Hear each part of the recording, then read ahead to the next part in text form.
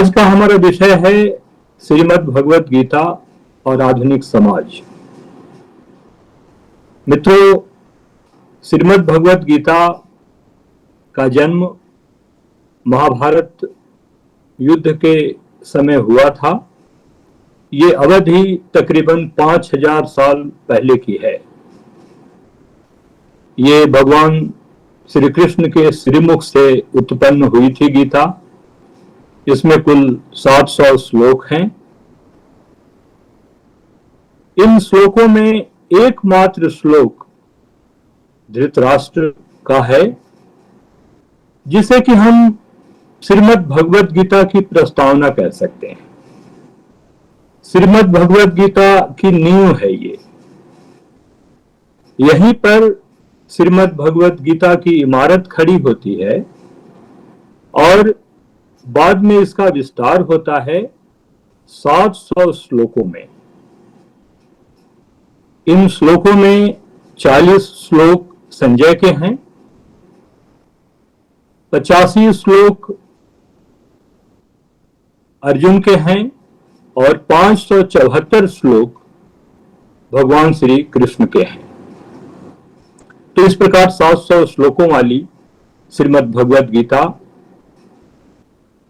है।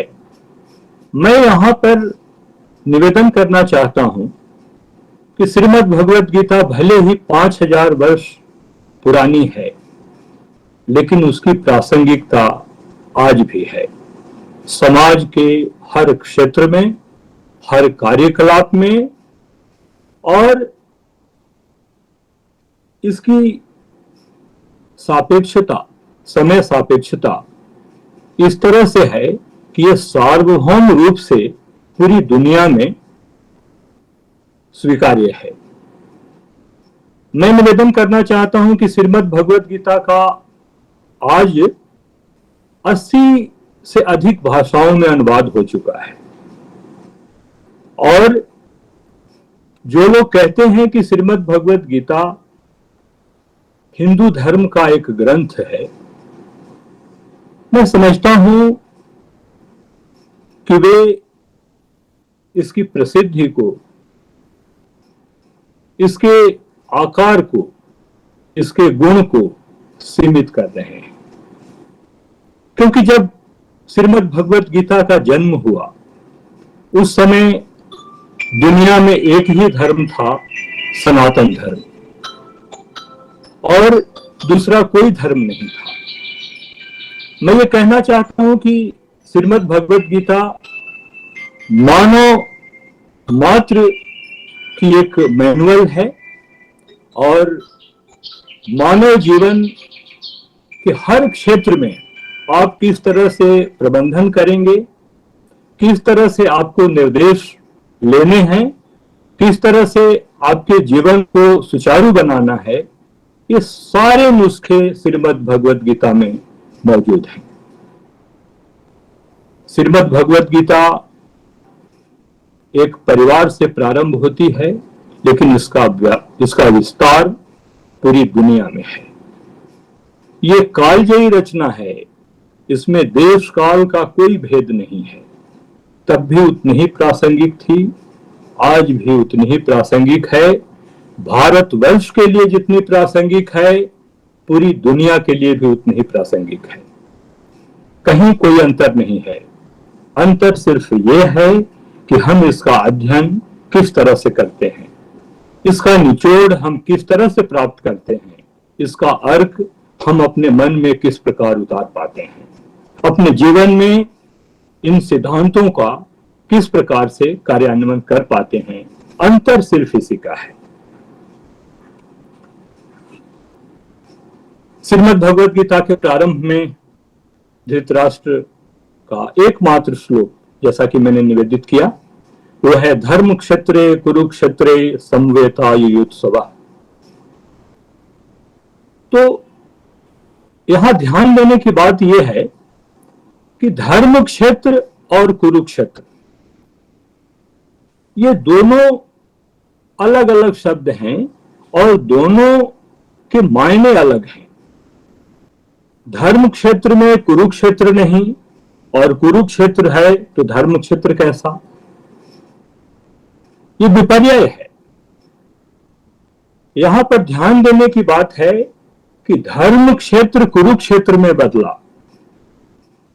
क्या कारण था कि कुरुक्षेत्र धर्म क्षेत्र नहीं रह पाया? यहां पर एक राजा है धृतराष्ट्र, उनके राजकुमार दुर्योधन हैं। वैसे परिवार के सबसे बड़े पुत्र युधिष्ठिर हैं, लेकिन वे उनके अनुज के पुत्र हैं, अनुज के सबसे बड़े पुत्र हैं। और राज्याभिषेक करने की बात है और वो दुर्योधन को ही राज्याभिषेक करना चाहते हैं, उन्हीं को राजकुमार बनाना चाहते हैं। और ये जो है पुत्र मोह, यही बीज है महाभारत का। किस तरह से पुत्र मोह ने एक पूरे युग को, पूरी दुनिया को महाविभीषिका में ढकेल दिया, महायुद्ध में ढकेल दिया। यही सबसे महत्वपूर्ण है। अपने और पराये में अंतर मुझे लगता है कि उतना ही है जितना खून और पानी में है। दुर्योधन उनके लिए सबसे प्रिय और युधिष्ठिर का कोई स्थान नहीं है जहां तक राज्याभिषेक की बात है। ये मोह जो है, पुत्र मोह, यहीं से श्री गीता की शुरुआत होती है।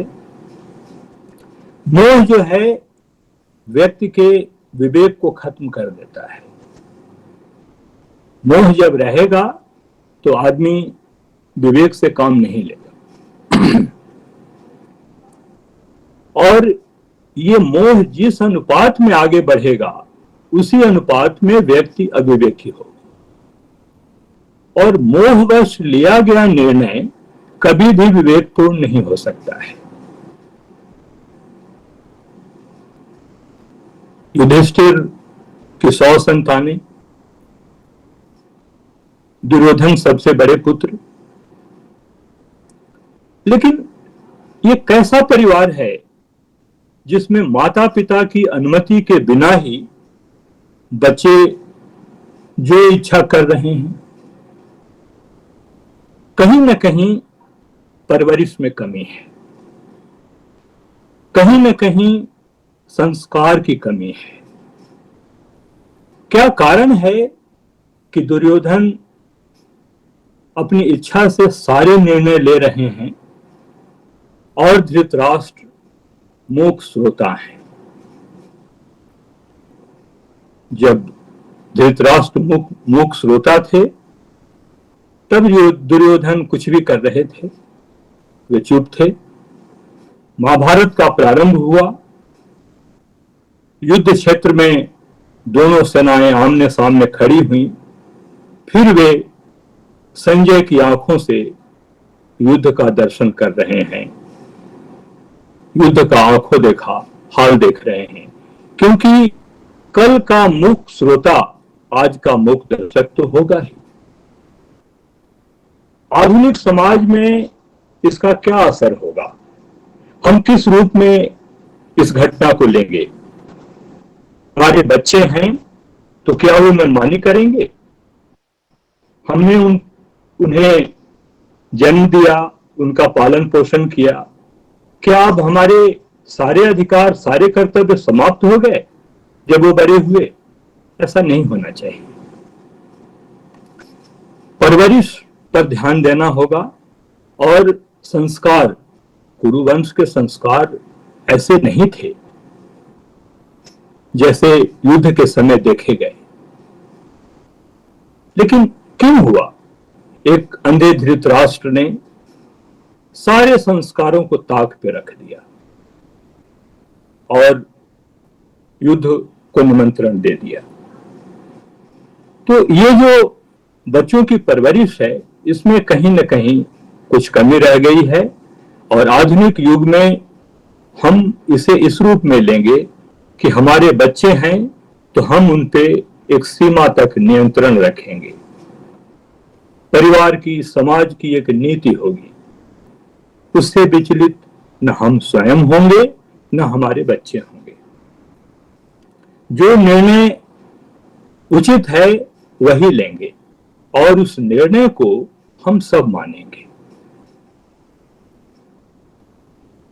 आप जानते हैं कि जब शांति प्रस्ताव लेकर के भगवान श्री कृष्ण एक दूत के रूप में जब हस्तिनापुर पहुंचे, उस समय क्या हुआ?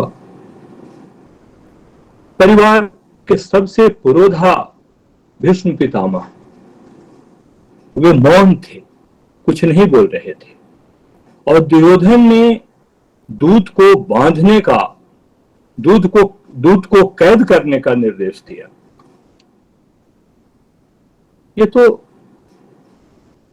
कहीं से भी उचित नहीं ठहराया जा सकता।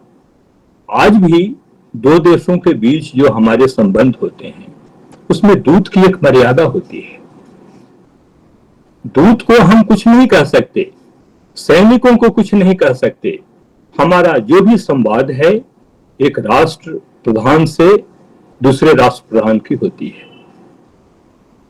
जो राष्ट्र की नीति होती है उसी के अनुसार काम चलता है।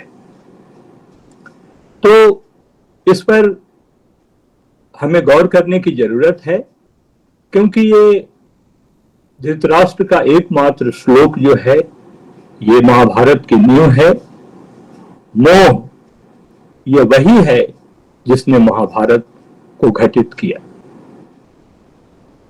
आगे हम देखेंगे कि एक मोह धृतराष्ट्र में था जिसने महाभारत को न्योता दिया, जिसने धर्म क्षेत्र को युद्ध क्षेत्र बना दिया, और एक मोह अर्जुन का जिसके चलते वे अपना गांडीव रख चुके थे। भगवान श्री कृष्ण के समझाने के बाद वो फिर गांडीव उठाते हैं और युद्ध होता है। तो एक जगह महाभारत के प्रारंभ में, श्रीमद् भगवत गीता के प्रारंभ में मोह का जो विकराल रूप है वो हमें दिखता है। वो अपने विकराल रूप में है। वो किसी की सुनता नहीं है, कुछ देखता नहीं है। उसके सामने सिर्फ एक ही लक्ष्य है और वो है उसका पुत्र, दुर्योधन का पुत्र दुर्योधन। और जो अपनों के प्रति मोह अर्जुन के मन में है वो धीरे धीरे समाप्त होते होते वो शून्य पर आ जाता है और वो युद्ध की ओर प्रवृत्त होते हैं। भगवान श्री कृष्ण कहते हैं कि युद्ध में पाप पुण्य कुछ नहीं है, क्योंकि तुम क्षत्रिय हो और युद्ध करना क्षत्रिय का स्वधर्म है। ये स्वधर्म ही तुम्हारा कर्म है। इसलिए कर्म करो और फल की इच्छा नहीं करो। अगर युद्ध करते हुए शहीद होते हो, वीर गति को प्राप्त करते हो तो स्वर्ग जाओगे, और अगर बच गए तो धरती का सुख भोगोगे। लेकिन युद्ध नहीं करने का निर्णय करके तुम अकर्मण्य नहीं हो सकते। पूरी दुनिया की नजर है तुम्हारे ऊपर अर्जुन, और ये पीढ़ी तो क्या, आने वाली लाखों पीढ़ियां तुम्हें स्मरण करेंगी कि एक अर्जुन ऐसा था जिसने युद्ध किया और धर्म की जीत कराई। ये युद्ध सामान्य युद्ध नहीं है, ये धर्म और अधर्म के बीच का युद्ध है, गलत और सही का युद्ध है, सत्य और असत्य का युद्ध है। इसमें तुम अपना कर्तव्य मान करके कर्म करो। हम ये कह सकते हैं कि संघर्ष जीवन है और जीवन संघर्ष है। हमारे जीवन में महाभारत भले न हो, हमारे अंदर तो युद्ध चलते ही रहता है। जितना युद्ध हमारे मन में चलता है उतना ही बाहर की दुनिया में चलता है।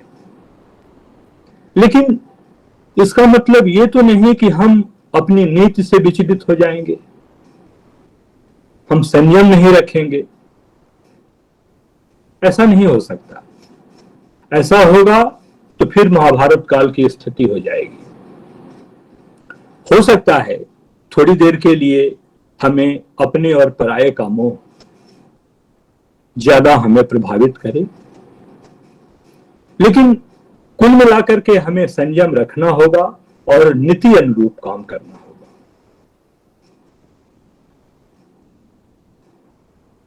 श्रीमद् भगवत गीता का दूसरा श्लोक जो है उसको आप देखें, उसकी जो दूसरी पंक्ति है उसमें कहते हैं, आचार्य मूप संगम्य राजा वचन ब्रवी।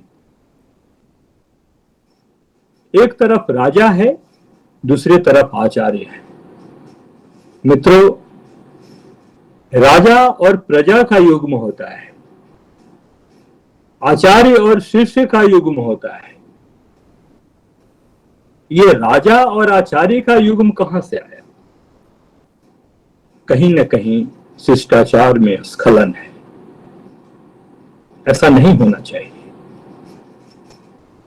राजा जब भी बात करेगा, जब भी संवाद करेगा, प्रजा से करेगा।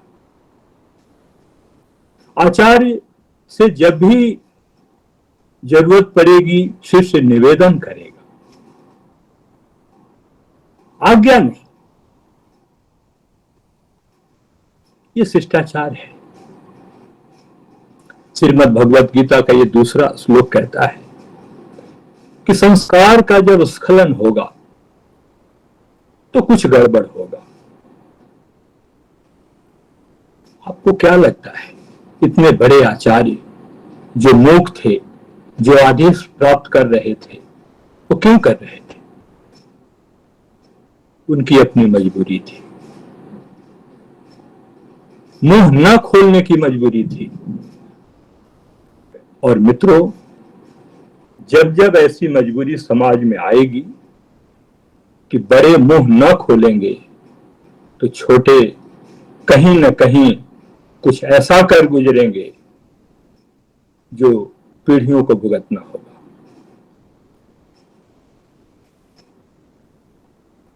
इसके बाद आप देखें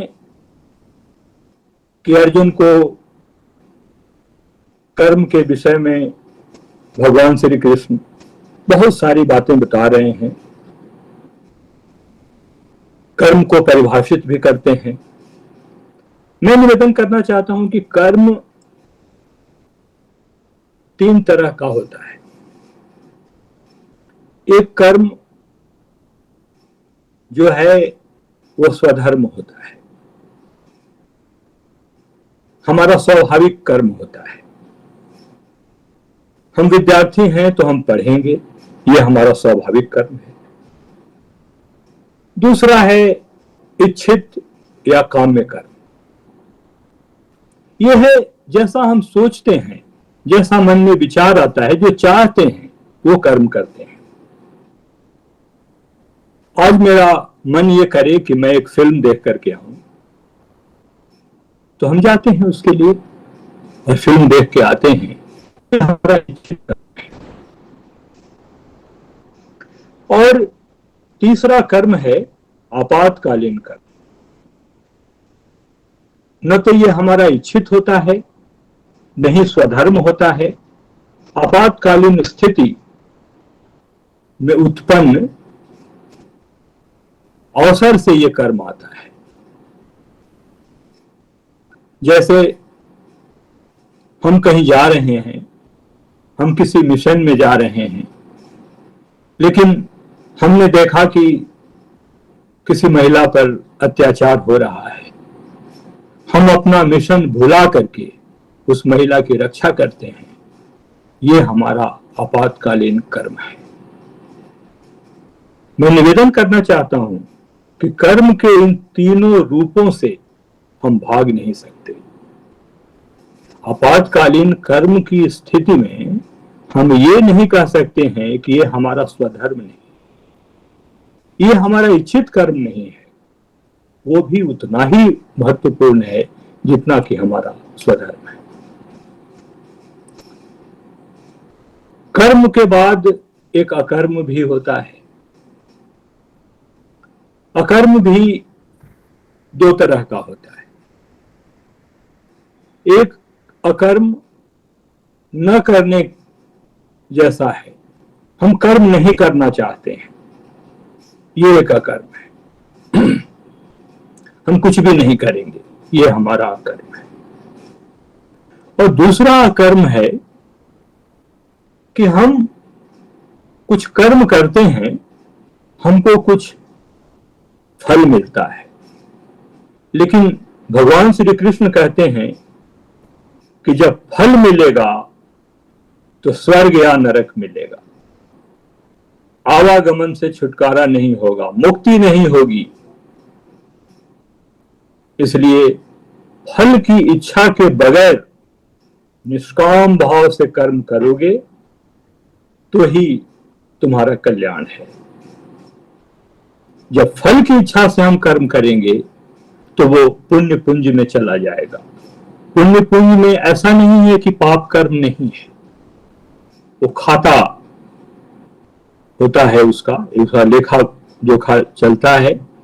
हम जितना अच्छा करेंगे वो हमारा सकारात्मक होगा, जितना हम बुरा करेंगे वो उसमें से हमारा घटता चला जाएगा, पुंज से घटता चला जाएगा। तो बहरहाल अर्जुन युद्ध के लिए प्रवृत्त होते हैं और वो युद्ध करते हैं। गीता का बहुत ही प्रसिद्ध श्लोक है, कर्मण्येवाधिकारस्ते मा फलेषु कदाचन, उसमें भी कर्म की ही बात की गई है। और उसमें उसका संकेत यही है कि कर्म करो, फल की इच्छा नहीं करो। मेरा ये मानना है कि जब हम कर्म करते हैं और फल की इच्छा से करते हैं तो कहीं न कहीं कर्म करने में हमारा विचलन होता है और हम ठीक तरह से कर्म नहीं कर पाते हैं, क्योंकि बीच बीच में फल की चिंता होने लगती है। अब जैसे कोई विद्यार्थी पढ़ाई कर रहा है, पढ़ाई में अगर 100% वो समय लगाता है तो सफलता निश्चित है, लेकिन बीच बीच में यदि वो ये चिंता करना शुरू करे कि हमें इच्छित फल मिलेगा कि नहीं, हम श्रेणी में ऊपर रहेंगे या नीचे आएंगे, अगर मेरा नामांकन नहीं हुआ, अगर मेरा कार्य नहीं हुआ तो क्या होगा, तो इसमें उसका प्रयत्न जो है जाया होता है और काम में उसका 100% नहीं लग पाता है। तो इस वजह से भी हमें सिर्फ कर्म में ध्यान रखना है कि हम अपना मनोयोग से कर्म करें और फल की चिंता नहीं करें। और वैसे भी भगवान श्री कृष्ण गीता में कहते हैं कि कर्म करो और फल की इच्छा मत करो, क्योंकि मैं हूं ये सब देखने के लिए। मित्रों, यहां मैं निवेदन करना चाहता हूं कि महाभारत काल जो है वो द्वापर और कलयुग का संधि काल है। महाभारत के बाद भगवान श्री कृष्ण ने शरीर छोड़ा और भगवान जगन्नाथ के रूप में वो आए। एक बार मैं प्रवास के दौरान जगन्नाथपुरी गया हुआ था, तो एक बहुत ही प्रबुद्ध पंडा से मैंने पूछा कि भगवान के हाथ पैर नहीं है, ऐसा क्यों? पंडा ने कहा कि ऐसा है कि भगवान की इच्छा के विरुद्ध तो कुछ हो नहीं सकता। मैंने कहा बिल्कुल। तो भगवान की इच्छा नहीं थी कि मेरे हाथ पैर। मैंने कहा ऐसा क्यों? मैंने कहा देखिए, भगवान श्री कृष्ण के अवतार हैं भगवान जगन्नाथ महाप्रभु, और भगवान श्री कृष्ण कर्म के देवता हैं। उन्होंने सोचा कि कलयुग में अगर मेरे हाथ पांव होंगे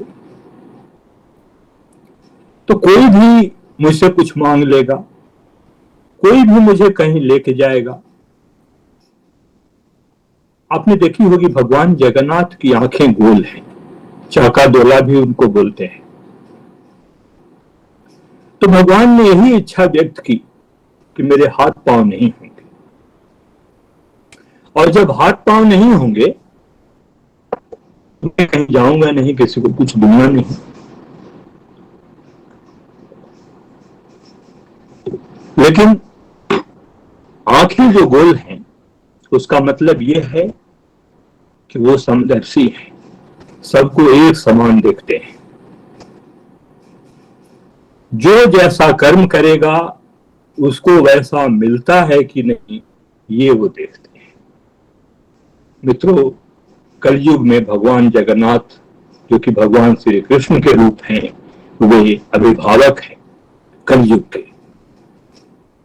वो सिर्फ देखते हैं कि किसका क्या कर्म है और उसको उसके कर्म के अनुसार फल मिलता है कि नहीं, इसी का लेखा जोखा हो देते हैं, समदर्शी।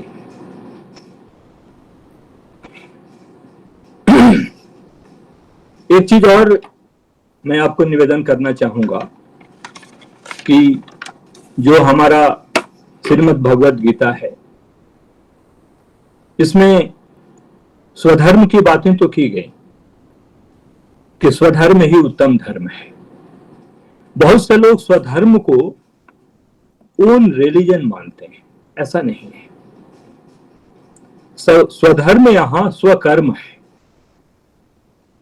भगवान श्री कृष्ण ने कहा कि हमने 4 वर्ण बना दिए, चातुर्वर्ण्यम मया सृष्टम गुण कर्म विभाग। 4 वर्ण हमने बना दिए, ब्राह्मण, क्षत्रिय, वैश्य, शूद्र। लेकिन यूं ही नहीं बना दिए, कर्म के आधार पर। जिसका जैसा कर्म है वो उसको उस श्रेणी में हमने रखा है। क्षत्रिय का कर्म है युद्ध करना, वो युद्ध करेगा, ये उसका स्वधर्म है। और कोई भी व्यक्ति अगर स्वधर्म में लिप्त है तो उसको पाप पुण्य की चिंता नहीं करनी है। अगर स्वधर्म से विचलित होगा तो ही वो पाप पुण्य की श्रेणी में उसका कर्म होगा। अभी आप देखें आधुनिक समाज में किस तरह से मिसमैच हो रहा है।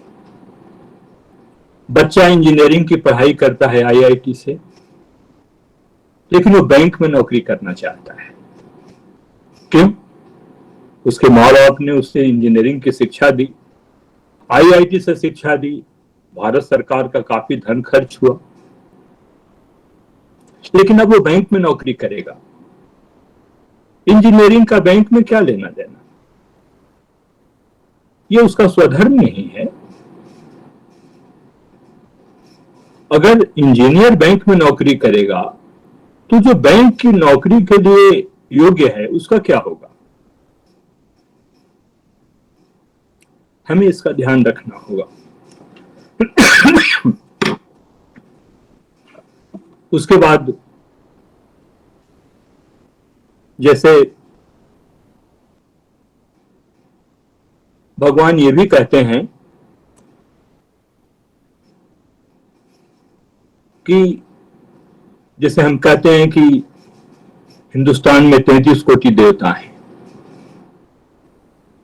33 करोड़ देवता हैं, देवी देवता हैं। भगवान श्री कृष्ण कहते हैं कि जिसकी जिसमें श्रद्धा है वो उसी की पूजा अर्चना करे। मैं उसके भक्ति भाव को उसी देवी देवता में दृढ़ करता हूं।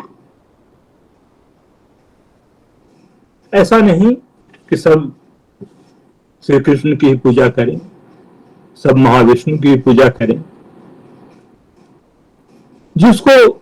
जिसमें भक्ति करने का अवसर मिलता है, अंदर से इच्छा होती है, वो ऐसा कर सकता है। लेकिन ये सारी भक्ति जो है वो निष्प्रिय भाव से होनी चाहिए। ऐसा नहीं कि स्वार्थवश नहीं होना चाहिए।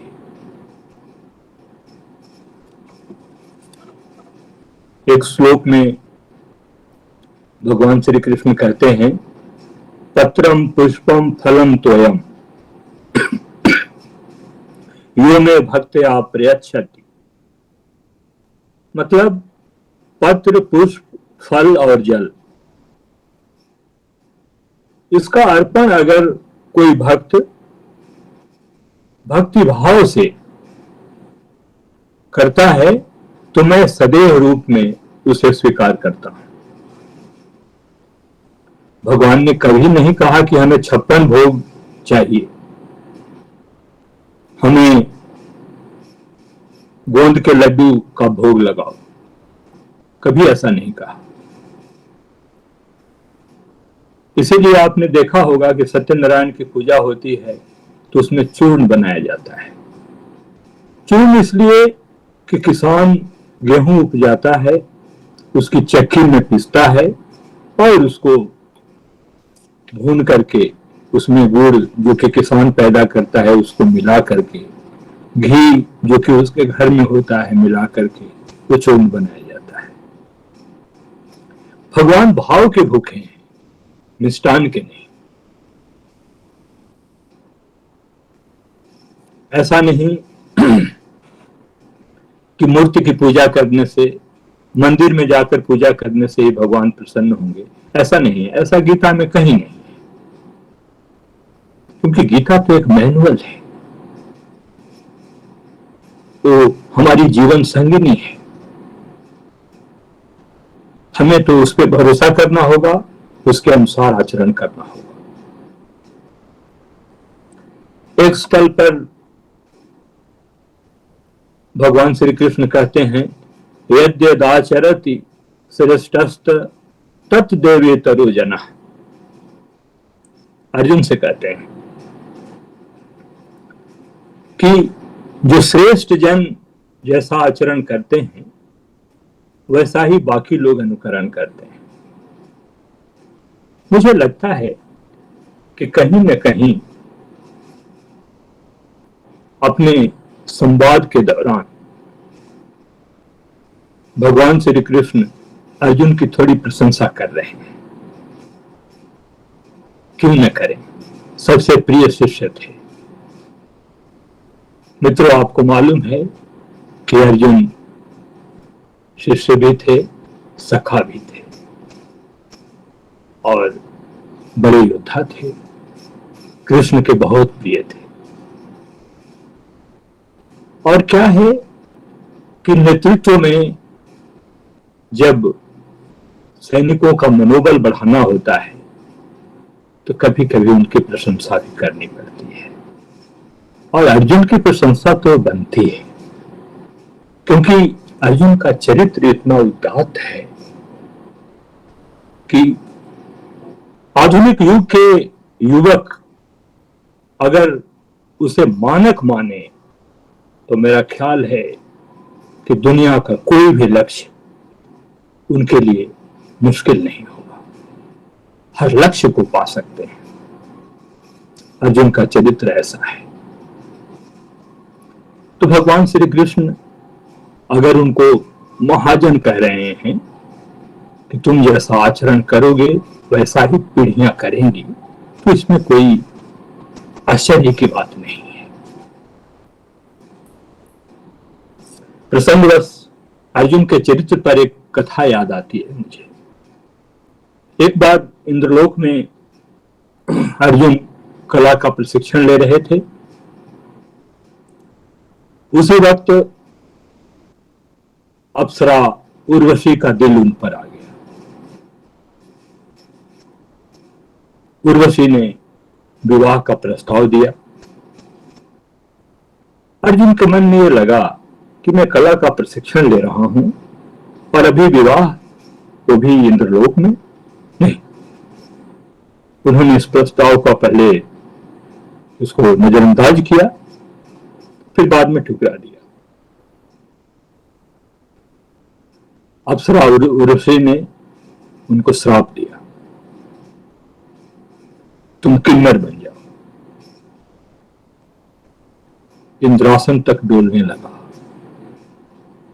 इंद्रदेव के बीच बचाव से किसी तरह वो जो आजीवन किन्नर होने का जो श्राप था उसको 1 वर्ष तक सीमित किया गया,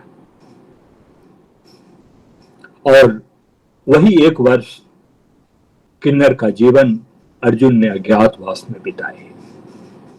मैं यहां निवेदन करना चाहता हूं कि तमाम विद्यार्थी अध्यवसाय के लिए, नौकरी के लिए अपना घर छोड़कर बाहर जाते हैं, वो अर्जुन की ये बात याद रखें।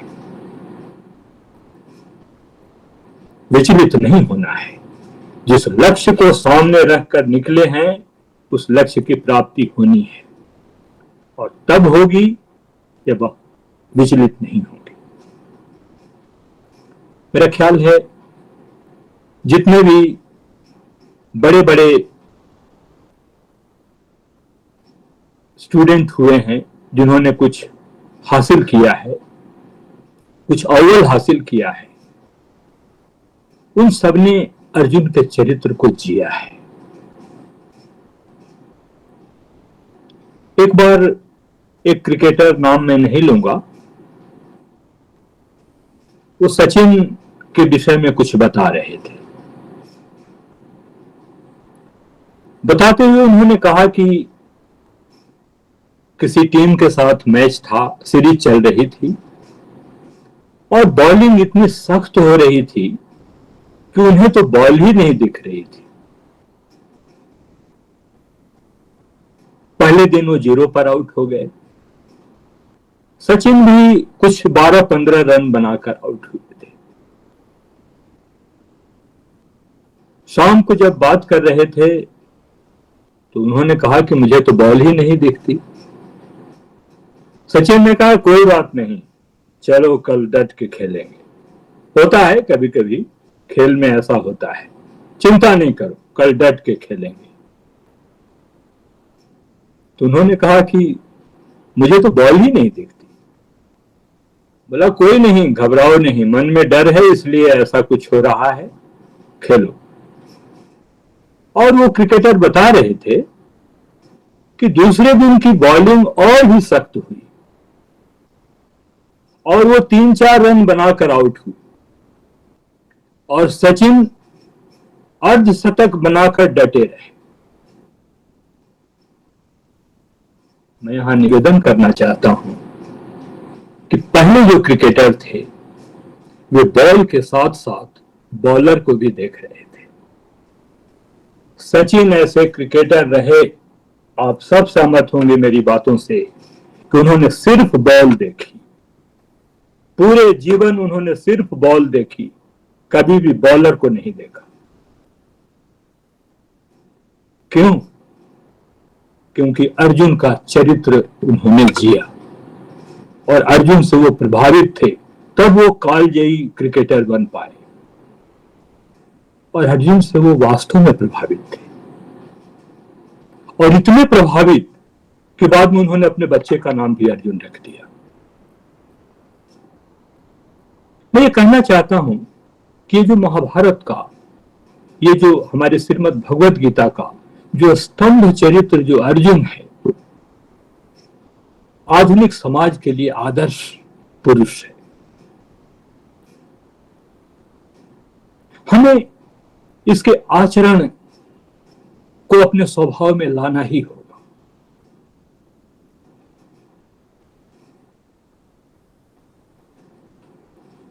श्री गीता आगे बढ़ती है और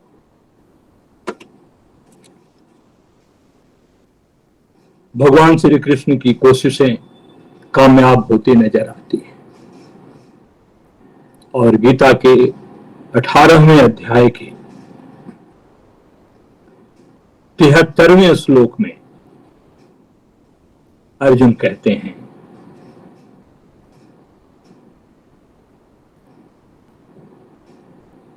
मोहा नष्टम स्मृतिर्लब्ध्वा।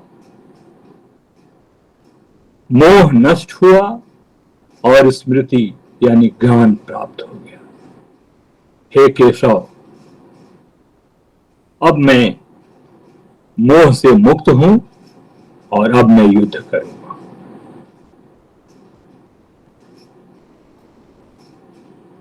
और उन्होंने युद्ध किया और धर्म की विजय हुई।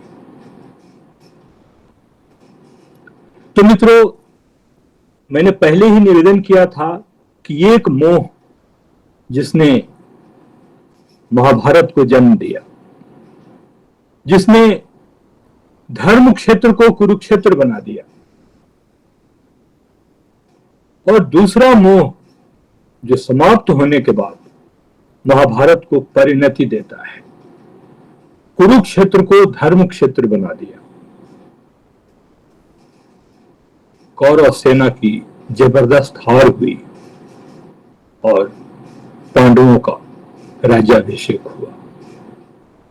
तो ये मोह जो है, आप यूं मान लें कि ये तमाम बुराइयों की जड़ है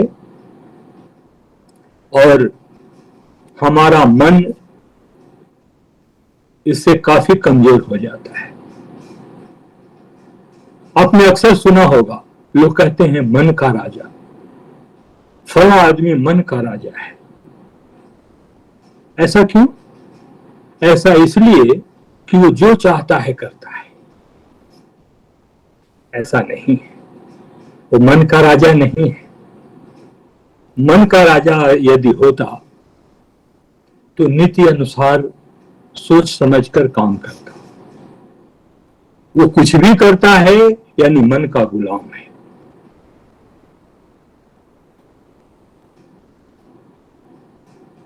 मन का राजा धृतराष्ट्र नहीं थे, दुर्योधन नहीं थे। मन के राजा थे अर्जुन। धृतराष्ट्र और दुर्योधन तो मन के गुलाम थे। मोहवश, लोभवश उन्होंने कुछ कार्य किए, लेकिन नीति अनुसार युद्ध किया, अपना कर्म किया, स्वधर्म का पालन किया अर्जुन ने, और तब धर्म की विजय हुई। मित्रों, धर्म, कर्म और धर्म ये दोनों ही श्री गीता के केंद्र में है। कर्म तो केंद्रीय तत्व ही है और धर्म भी पूरे श्री गीता में चलता है, व्याप्त है, यहां तक कि प्रारंभ से अंत तक, प्रथम से लेकर अंतिम श्लोक तक।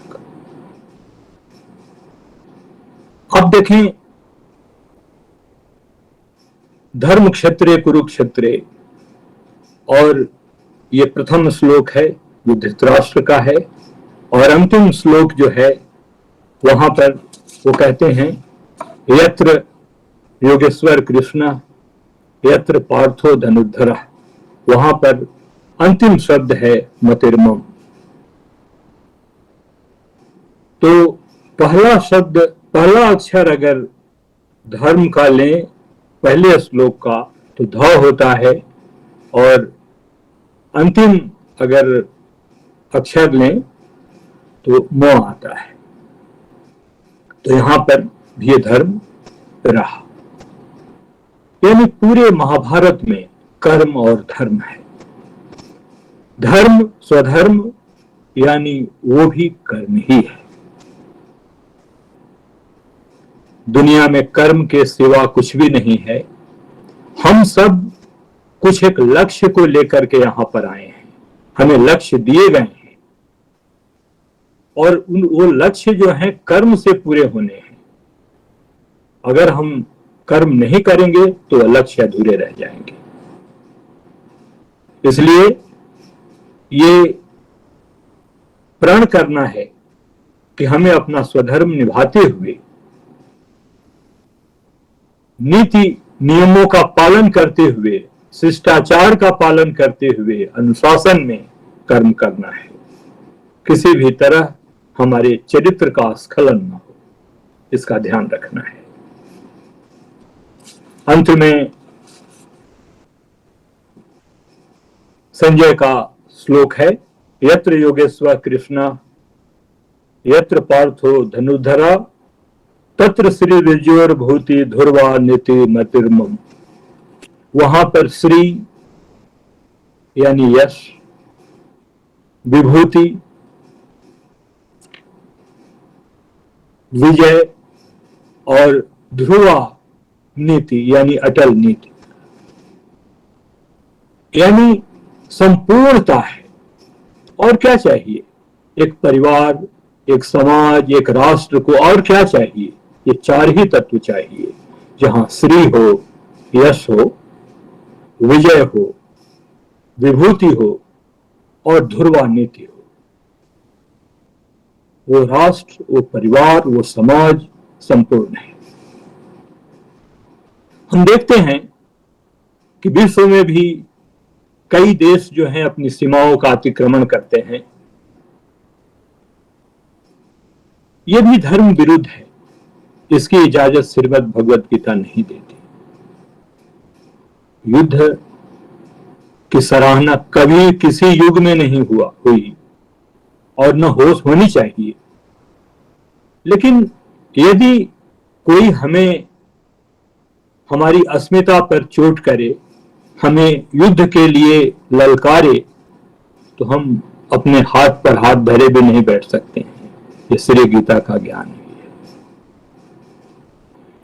मित्रों, गीता अथाह समंदर है और हजारों वर्षों से बड़े बड़े मनीषियों ने गीता से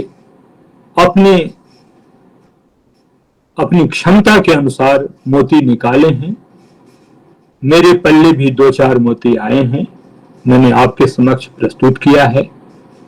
मैं बिल्कुल दावा नहीं करता कि हमारा वक्तव्य बहुत ही अच्छा रहा, लेकिन मैंने कोशिश की है कि श्रीमद् भगवत गीता को आधुनिक समाज के साथ जोड़ सकें और अपनी पीढ़ी को यह संदेश दे सकें कि जो विदेशी साहित्य आप पढ़ रहे हैं उससे विमुख होकर गीता की तरफ अभिमुख होइए, क्योंकि गीता में सब है।